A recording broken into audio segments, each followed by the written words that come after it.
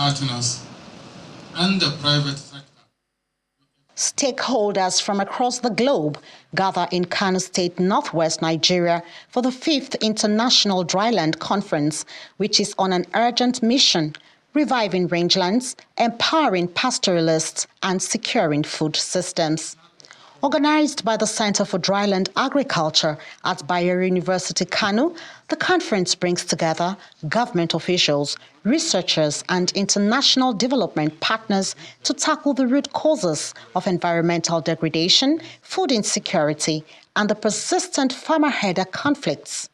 The grazing reserves have been digitized and infrastructures mapped out, and they are going to be resuscitated.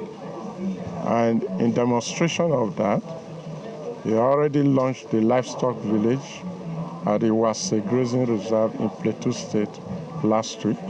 That has been widely reported, and it's a model that he is building to ensure that pastoralists are settled in the grazing reserve. Not only to herd animals there, they can also get involved in other enterprises. Speakers at the event call for evidence-based policies that prioritize sustainable land use while also protecting the traditional knowledge systems of pastoralists.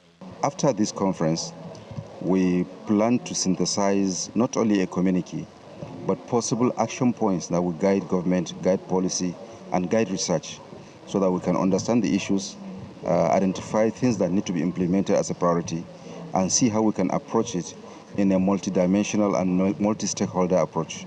Development expert and professor of social anthropology, Professor John Merton, stresses the need to include youths in rangeland development efforts to prevent insecurity and ensure sustainability. We as scholars of pastoralism have not done enough on youth. I think across the world, young people are growing up in a pastoralist background.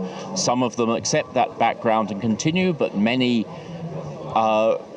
move away from it. They move into towns, they move into cities, or they move into other rural occupations. And in some cases, to be honest, they move into illegal or criminal occupations.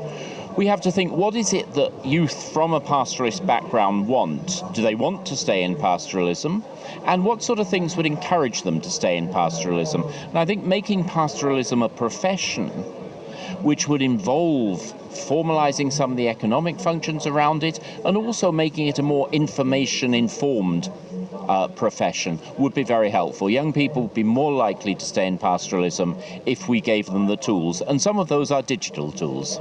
In the communique issued at the end of the conference, participants urge governments to implement comprehensive legal frameworks that protect the rights and resources of pastoralists, emphasizing inclusivity, data-driven planning, and policy actions rooted in traditional knowledge. From Kano Commercial City, Nanchin Vincent, Channels Television News.